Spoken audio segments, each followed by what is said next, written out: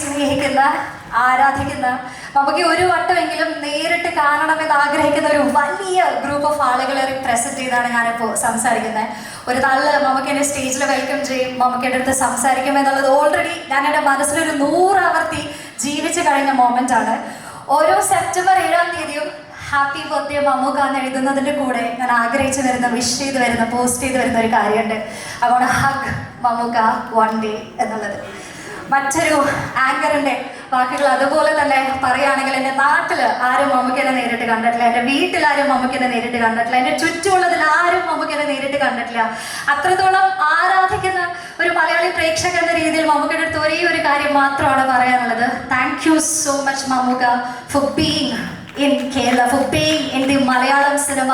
കേരളത്തിൽ ജനിച്ചതിൽ, മലയാളി ആയതിൽ ഓരോ മലയാളിയുടെയും പേരിൽ ഞാൻ നന്ദി അറിയിക്കുകയാണ്. Thanks a lot Mammookka. So മമ്മൂക്കയുടെ ഇതുവരെ നമ്മൾ കാണാത്ത പുതിയൊരു ഭാവം, ആ ഒരു പുതിയ മമ്മൂക്കേനെ 2 കൈയും നീട്ടി സ്വീകരിക്കാനായിട്ട് മലയാളി പ്രേക്ഷകർ ഇങ്ങനെ കാത്തിരിക്കുകയാണ്. മമ്മൂക്ക മൈക്കിനാണ് നോക്കുന്നത് തോന്നുന്നു. ഇനി ഞാൻ ദീർഘിപ്പിക്കുന്നില്ല.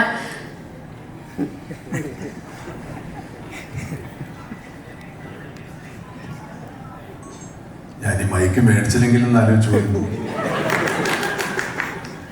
Thank you for the kind words. ഇത് മമ്മൂട്ടി കമ്പനിയുടെ 7ാമത്തെ സിനിമയാണ്. കുറെ കാലത്തിന് ശേഷം എൻ്റെ ഒരു സിനിമ ഇറങ്ങിയാണ്. ഈ സിനിമയ്ക്ക് കുറച്ച് കാലതാമസം ഉണ്ടായിരുന്നു. ഇത് കാരണം നിങ്ങൾക്കൊക്കെ അറിയാം.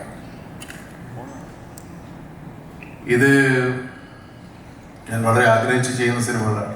ഞങ്ങളുടെ എല്ലാ പ്രൊഡക്ഷനും ഇനി ഒരുപാട് നല്ല സിനിമകൾ ചെയ്യണമെന്ന് ആഗ്രഹമുണ്ട്, ഇല്ലെന്നല്ല. ഓരോ സിനിമയും വളരെ സന്തോഷത്തോടെ പ്രേക്ഷകർ സ്വീകരിക്കുമ്പോൾ ഒരു സമാധാനമുണ്ട്. നമുക്കിനിയും നല്ല സിനിമകൾ ചെയ്യാൻ സാധിക്കും. അതിന് നമ്മുടെ പ്രേക്ഷകരുടെ എല്ലാ സപ്പോർട്ടും ഉണ്ടാവും എന്നുള്ളൊരു ആത്മവിശ്വാസം. ഈ സിനിമയും അങ്ങനെയാണ്. ഇതൊരു പരീക്ഷണ സിനിമ എന്നല്ല ഞാൻ പറയുന്നത്. പരീക്ഷണങ്ങൾ, സിനിമയെല്ലാം പരീക്ഷണങ്ങൾ തന്നെയാണ്. പരീക്ഷണങ്ങളില്ലാത്ത ഒരു സിനിമ ഇറങ്ങുന്നില്ല ഇവിടെ. 10 കോടിയുടെ ആയാലും ശരി, 100 കോടിയുടെ ആയാലും ശരി, എല്ലാം പരീക്ഷണങ്ങളാണ്. അത് വിജയിക്കുന്നത് വരെ അത് പരീക്ഷണമാണ്. വിജയത്തിന് ശേഷമേ അതൊരു വിജയമാകുന്നുള്ളൂ. ഈ സിനിമയും അങ്ങനെയാണ്. ഇത് എന്നെ സംബന്ധിച്ചിടത്തോളം സിനിമയല്ല പരീക്ഷണം, എൻ്റെ കഥാപാത്രമാണ് ഇതിൻ്റെ ഏറ്റവും വലിയ പരീക്ഷണം. ഈ സിനിമയിൽ ഞാൻ ചെയ്യുന്ന കഥാപാത്രത്തെ ഒരുപക്ഷെ നിങ്ങൾക്ക് സ്നേഹിക്കാനോ ഇഷ്ടപ്പെടാനോ വലിയ ബുദ്ധിമുട്ടാണ്.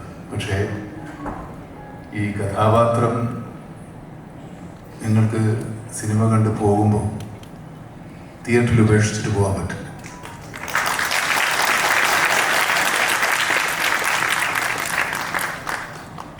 ഈ സിനിമയിൽ എനിക്ക് ആദ്യം ഓഫർ ചെയ്ത റോള് പോലീസ് ഉദ്യോഗസ്ഥൻ്റെയാണ്.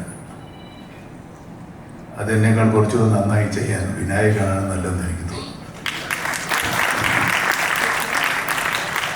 അദ്ദേഹത്തെ സമീപിച്ചപ്പോൾ പുള്ളിക്കാരൻ എന്നെ വിശ്വാസമായില്ല. ശരിക്കും ഞാൻ തന്നെയാണോ, നിങ്ങൾ വിനായകനാണോ ഉദ്ദേശിച്ചത്? പറയാതെ ഈ സിനിമയിലെ നായകൻ വിനായകനാണ്.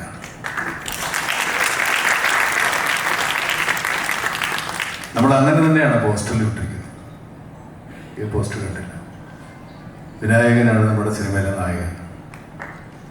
ഞാൻ നായകനാണ്, പക്ഷെ പ്രതിനായകനാണ്.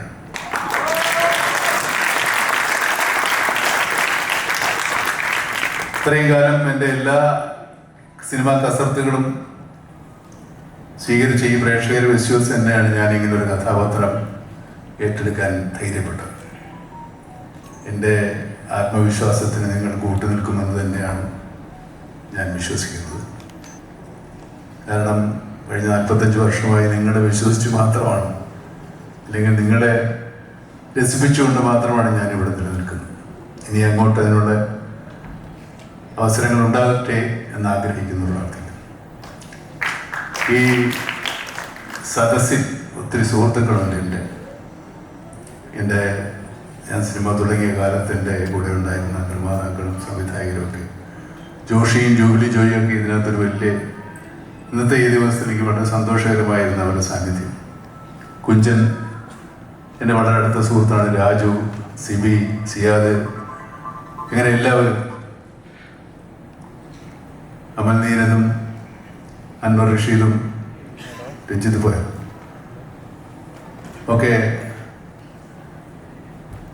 എൻ്റെ കൺവെട്ടത്ത് വന്നവരാണ്. ഞാൻ കണ്ടുപിടിച്ചതല്ല, അവരെൻ്റെ മുമ്പിൽ വന്നതാണ്. ഞാൻ കണ്ടുപിടിച്ചെന്ന് പറയാൻ മാത്രം ഞാൻ മറ്റേ കൊളംബസ് ഒന്നുമല്ലേ അവരെ കണ്ടുപിടിക്കാൻ, ഇവരിവിടെ തന്നെ ഉണ്ടായിരുന്നതാണ്. അങ്ങനെ ഒത്തിരി ആളുകൾ സിനിമയിൽ എൻ്റെ ഒരുപാട് എനിക്ക് ബന്ധപ്പെടാൻ, ചുരുങ്ങിയ സമയത്ത് ബന്ധപ്പെടാൻ സാധിച്ച എല്ലാ സുഹൃത്തുക്കളും എത്തിച്ചേർന്നിട്ടുണ്ട്. അത് മാത്രമല്ല, ഈ സിനിമയിൽ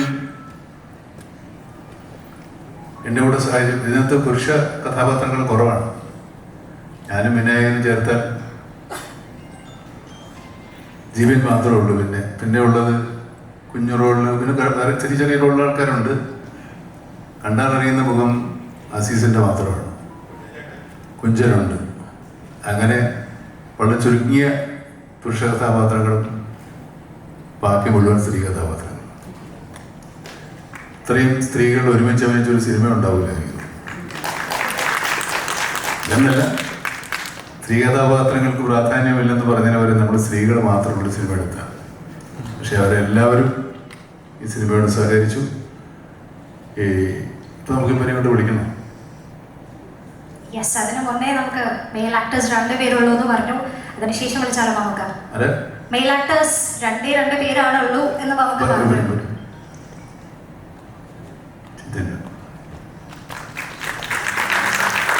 അസീസിനെ കൊണ്ട് വരേണ്ടതാണ് ശരിക്കും. ഇവിടെ പോരെ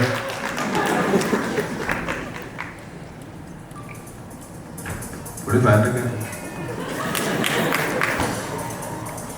പിടിച്ചു.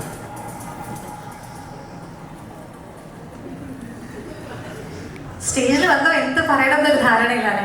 എനിക്ക് തോന്നുന്നു ജിബിൻ്റെ എല്ലാ ക്യാരക്ടേഴ്സും ഓരോ സിനിമയിലും നമ്മൾ അത്രത്തോളം നോട്ട് ചെയ്തതാണ്. സിനിമ കഴിയുമ്പോൾ നമ്മൾ എടുത്തു പറയുന്ന പെർഫോമൻസ് തന്നെയാണ്. അപ്പോൾ കളങ്കാവലിലെ പെർഫോമൻസ് നമ്മളിങ്ങനെ കാത്തിരിക്കുകയാണ്. ഇപ്പോൾ പറയാൻ എന്തെങ്കിലും മനസ്സിൽ വന്നോ? ഞാൻ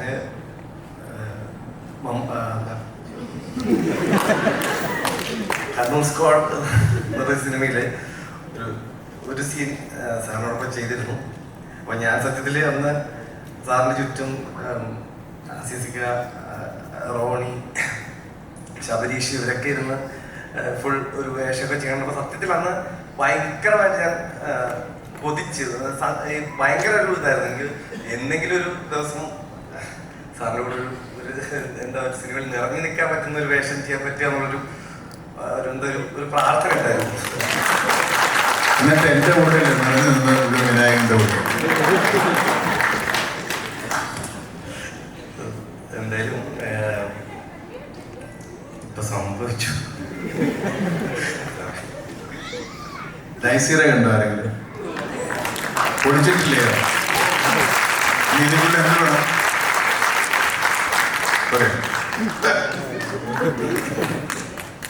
പൊളിച്ചിട്ടുണ്ട്. നമ്മുടെ ഈ ചില ഫലങ്ങൾ, പഴങ്ങളൊക്കെ നമ്മൾ നടന്നുമ്പോൾ നമ്മുടെ മുമ്പിൽ വന്ന് വീഴുന്നതാണ്. അതുപോലെ ഒരാളെയാണ്. ഞാനൊരു പരസ്യചിത്രത്തിൽ അയാളെ കണ്ടു. ഫോൺ പേ ദുൽഖറും ജമന്തിയും ചേർന്നിട്ടൊരു ഫോൺ പേയുടെ ഒരു ആഡ് ഉണ്ടായിരുന്നു. അപ്പോൾ അത് ഞാൻ ആദ്യമായിട്ട് നമ്മുടെ ഹനീഫ് അദേരി എന്ന് പറയുന്ന ഡയറക്ടറുണ്ട്, അദ്ദേഹമാണ് പറഞ്ഞത് ഈ സാറിന് അയച്ചു കൊടുത്തു എന്ന് ചോദിച്ചു. ഇല്ല, ഞാൻ നമ്പർ തരാം, അയച്ചു കൊടുക്കുന്നു പറഞ്ഞു. ഞാൻ ആദ്യമായിട്ട് അയച്ചു. അപ്പോൾ എനിക്ക് ഞാൻ ഇങ്ങനെ പരിചയപ്പെടുത്തി ഒരു വലിയ എസ് ഒക്കെ എഴുതിയിട്ടാണ് അദ്ദേഹത്തിന് അയച്ചത്. അതുകൊണ്ട് ഞാൻ ഇങ്ങനെ ഒരു സംഭവിച്ചു. അപ്പോൾ അതിനുശേഷം ഇടയ്ക്കിടയ്ക്ക് സാർ ഹാപ്പി ബർത്ത്ഡേ ഇങ്ങനെ അങ്ങനെ അവസാനം അങ്ങനെ സംഭവിച്ചു. പിന്നെ അസീസിനെ പറ്റിയൊന്നും പറയാനില്ല. അസീസ് ഇപ്പോൾ വലിയ തിരക്കുള്ള നടനാണ്. പക്ഷേ ഇവിടെ ഈ അദ്ദേഹത്തിൻ്റെ എല്ലാ തിരക്കുകളും ഒഴിവാക്കി ഇവിടെ വന്ന് ഞങ്ങളുടെ ഈ പരിപാടികൾ സഹകരിച്ച് ഇവിടെ വന്നു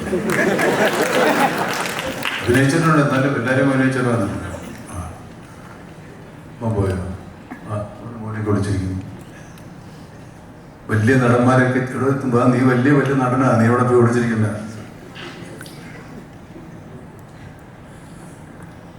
നീ എന്താ വേണ്ടത്? നമുക്ക് ഒരു ചോദ്യം ചോദിക്കാനുണ്ട്. അതിന്റെ ഉത്തരം ഓൾറെഡി നമുക്ക് തന്നു. ഈ ട്രെയിലർ ടീസർ നമ്മളിപ്പോ കണ്ടപ്പോ അതിൽ വിനായകൻ എന്ന പേര് എഴുതി കാണിക്കുമ്പോൾ 2 കളറിലാണ്. വന്നത് വി നായകൻ. ടീസറിൽ നമ്മൾ കണ്ടു. അത് മമ്മൂക്കയുടെ ഐഡിയ ആയിരുന്നു എന്ന് നമ്മൾ കേട്ടു. അപ്പൊ മമ്മൂക്ക തന്നെ ഓൾറെഡി അതിനുള്ള ഉത്തരം നമുക്ക് തന്നു. പക്ഷെ കൂടുതൽ അറിയാനുള്ള ആകാംക്ഷ കൊണ്ട് ചോദിക്കുന്ന മമ്മൂക്ക, ആ കളർ ഡിഫറൻസ് നേരത്തെ പറഞ്ഞതുപോലെ നായകൻ പ്രതിനായകൻ അത് തന്നെയാണോ ഉദ്ദേശിച്ചത്? കളർ ഡിഫറൻസ് വി നായകൻ. വി നായകൻ വെച്ചാൽ നായകൻ എന്ന് മാത്രമാണ് ഡോമിനേറ്റ് ചെയ്യുന്നത്. അപ്പോൾ വിനായകനാണ് നായകൻ, അപ്പോഴാണ് കീ എടുത്ത് കളഞ്ഞത്. അങ്ങനെയാണ് നായകൻ. കിട്ടുന്ന ചാൻസിലൊക്കെ എന്നെ പറ്റുള്ളൂ. പക്ഷെ എൻ്റെ പേര് വെക്കുമ്പോൾ അങ്ങനെ എഴുതാൻ പറ്റില്ല. മൂട്ടി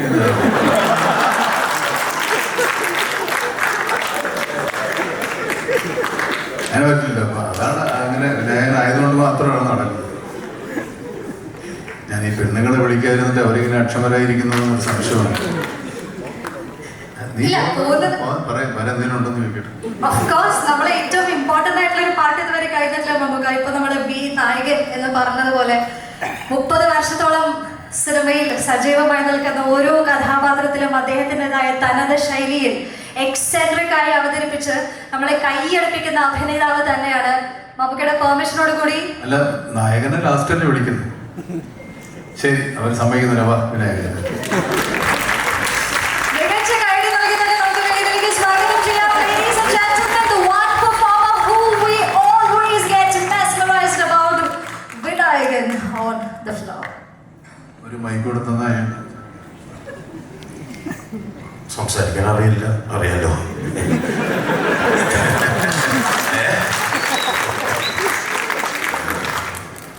ലൈഫിൽ നടക്കുന്ന ചില സംസാരിക്കാൻ അറിയില്ലെങ്കിലും നന്നായിട്ട് അഭിനയിക്കാൻ അറിയാം.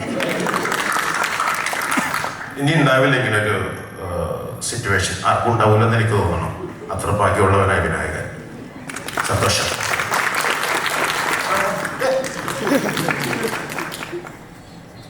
രണ്ട് വാക്കിലെല്ലാം ഒതുക്കിയല്ലേ? ബാക്കി ഞാൻ പറയാം. ഈ ക്ലാസ്സിൽ കുസൃതി കാണിക്കുന്ന ഒത്തിരി കുട്ടികളുണ്ടാവും.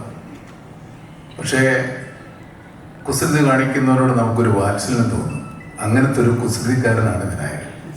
വിനായകൻ ഒരുപാട് കുസൃതികൾ കാണിക്കുമെങ്കിലും ഒരു വാത്സല്യം നമുക്ക് എല്ലാവർക്കും ഇയാളുടെ സിനിമ കാണുമ്പോൾ തോന്നിപ്പോകും. ഇത് നമ്മളല്ലാതെ കാണുന്ന വിനായകനാണോ എന്ന് തോന്നിപ്പോകും. പക്ഷെ അല്ലാത്ത കാണുന്ന വിനായകനും ഇതിനേക്കാളും നല്ലതാണ് ശരിക്കും കാണാനില്ല, അല്ലേ? ഇനി എന്താ, നായകൻ വന്നു. ഇനി ആരാണ് ബാക്കിയുള്ളത്? നായിക എന്ന് നമുക്ക് പറയാൻ പറ്റില്ല, നായികമാർ.